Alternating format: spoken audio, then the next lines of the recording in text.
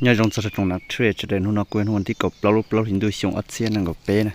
แต่ฉันเอาจะบิตคอยกูเจมูเชียเกอร์เลยละเยอะจะยอมมัวทิศทางมันจะแต่เป้เทรดเนี่ยเราบิตคอยนู่นนอเลยแต่เป้เทรดคริปโตนู่นนอเป้ต่อริจาเลยแต่เป้เอาเทรดหมุนเนี่ยเราเทรนขาขึ้นหรือขาลงริจานะแต่ฉันเอาจะบิตคอยเนี่ยราคาอย่าเป้เจ้าผาหยิบปัวดอลลาร์โดยประมาณนะจะเน้นเจเชียขึ้นเกาเลยนะสื่อเรียนในกูย่อเราขาขึ้นเลยกูย่อเลยเท่านะย่อเราขาขึ้นลีกูเคยว่าคลิปเท่าหล่อจะในเบรกนะอย่างนี่เบรกเลยจะในลาเท่านี้ตัวจุดนอนเลยนะนี่ในลาเท่านี้ตัวจุดนอนรอจะตะการเราทดสอบอีเต้เด็กเขาเนาะตะการเราทดสอบอีเต้เขานะจะตะการไปเลยจะใส่ตัวจะในนี้ตัวจุดขาขึ้นนะนี่กูรอลาเท่านี้ตัวจุดเด็กนอนเที่ยกูลาเท่านี้ตัวจุดนอนเลยนะจะตัดสินนอนจะเป๊ะตัวต่ออาจจะใช้นิ้วปลาเท่านี้ตัวจุดนอนเลยสินะนี่ในลาเท่านี้ตัวจุดนอนที่เจนี่ไปทดสอบราคาเปล่าเจ้าอ๋อดอลลาร์นะเจนู่นอเจไปเทรดลิจานะอย่าเจกูมาแนวทางตัวเป๊ะเตีย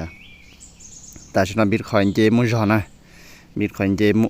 มุจอจากจุดตื้อหมู่นะอย่าบิตคอยน์เจมุจอจากจุดตื้อนะเจ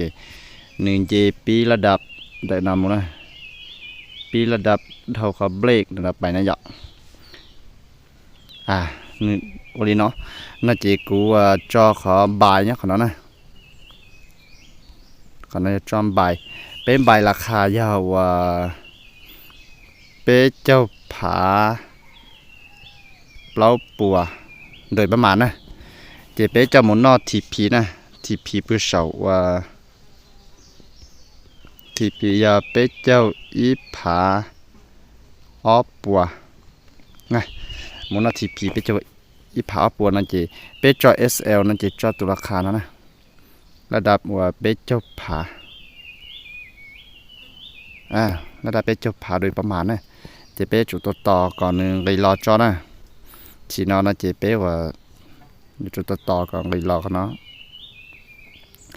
นั่นเจเนี่ยมันเจไปสองเนาะนะเจเป็นมาเลยบ่ายเนี่ยโดยจุดเนาะขณะนี้มุมมองแต่กูนั่นเจกูจะต่อเลยเนาะอย่าเจกูจีบเอาเดี๋ยวนี้จะว่าต่อเราจีต่อได้ใช้มุมมองแต่กูโดยประมาณเจลินเนาะนะเจยาเดี๋ยวลงตัวสาเทรดโดยเดี๋ยวก็แบบดิเชนนั่นเองน่าจะต่อเทรดประมาณเนาะนะนู่นนั่นจะกูมุมมองเลยนะรูปแบบบิตคอยน์น่าจะเนี่ยโมดิเนาะแต่ฉันเอากูตัวยาวหายงที่นู้นนั่นน้องกูควรเราจะเกิดดิเถอะแต่ฉันมาเกเทรดน่าจะกูย่ออิสระก็สารย่อเขาตลอดยังเทรดต่อตาเลยจะย่อหายงมูเรียกว่าเตะว่าการว่าหนูมูจีเจนจีรอนจีเต้นจีเชอร์เราจะมูอินเทอร์เน็ตสิเจเป็นตัวอย่างเทรดต่อนะเจ้าขณะกูปอตัวแต่บิตคอยกูเจมูร็อกเกอร์สุดสักกูเจตอลีเทียเจ้ากูที่มัวทิศทางแมนจีนะตัวเป็นตัวใช่นะแต่ในกูไม่เทรด ARB เนี่ยตัวตลาดฟิวเจอร์นะกู ARB นะกูเจเชียตาจอใช่ไหมเจจากราคายาจุดจีนะจากราคาจุดจีเพื่อเอาเนาะเสนอตื้อเจหมดจอตัดสินตัวราคายาจุดจีจั่วเลยแต่จุดเจ้าโดยประมาณนะเจกูเซลนะอย่างกูเซลแล้วแต่กูเปิดออเดอร์เนี่ยตัวราคาตัดสินเนาะกูเปิดออเดอร์ยาตัวราคาแต่นั้นนะ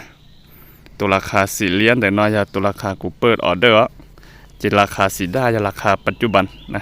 กูเปิดออเดอร์ยาจุดจิตโตอัพเล่าเลย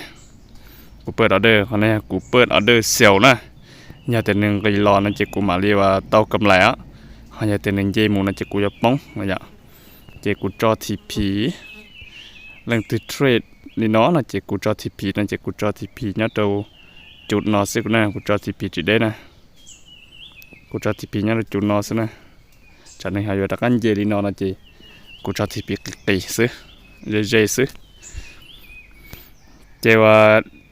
อยู่ตัวอย่างย้าย SL เราล็อกเตานะเท่ารู้สิหายวันนี้เตากำไรโดยประมาณ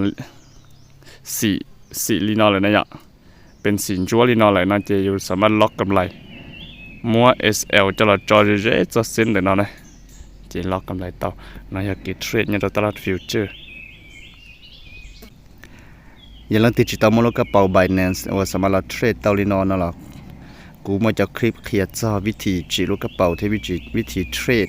ยัดเขาจอคำอธิบายเขาจะวิดีโอเขาก้าวิดีโอนะเน้นตัวอย่างโมเนียใช้ยัดเขาเต้า